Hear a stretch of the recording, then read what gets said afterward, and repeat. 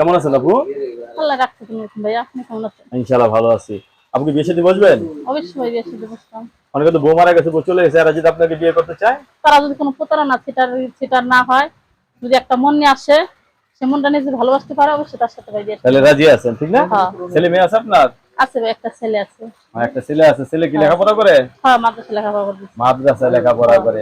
আপনি কি কাজ করেন? আমি বাসা বাড়ি কাজ করি।